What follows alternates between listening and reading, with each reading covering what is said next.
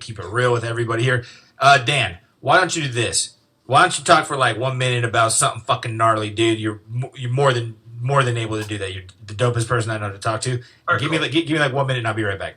Thanks. All right, well, the way Jared met me was as a flat earther, so I don't need to give a huge flat earth pitch here. I just want to sort of get the laughter out. Everyone that laughs at flat earth, it's pretty funny for them. They've never checked it out. It's been harder and harder. We've been censored.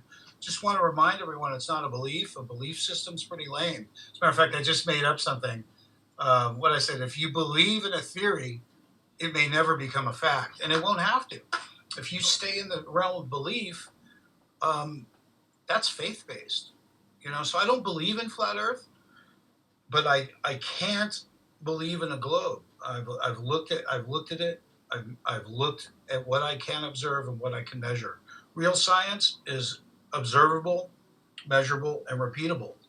And a globe would have things that we don't see here. And the idea of axial rotation is ridiculous. You look at it, look at flights, and the idea of actually flying against axial rotation or landing on a north-south runway is preposterous.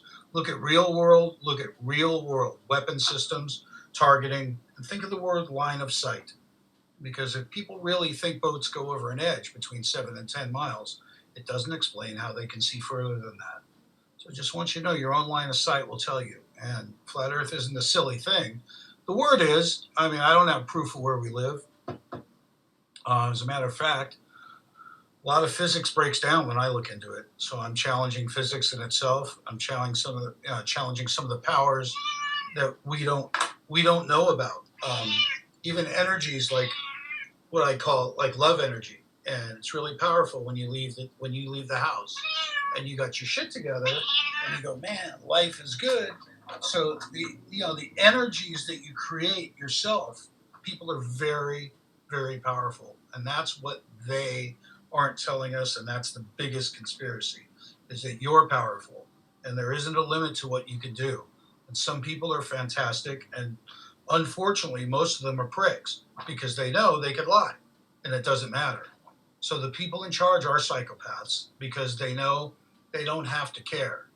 Technically, I don't stop there. I always want to know why. And my theory is that they know that we get wiped out, just like the flood. And my theory is that if there is a zodiac, which represents 26,000 years and several ages, that halfway through that zodiac in 13,000 years, you're going to find possibly what I might describe as a pole shift. And with that pole shift, we'll get wiped out. The odd thing is if you type in 13,000 years ago, those words, 13,000 years ago on Google, you'll find that 12,900 years ago, everything got wiped out. Some cataclysmic event, maybe one of them dinosaur wipeout things. So my point is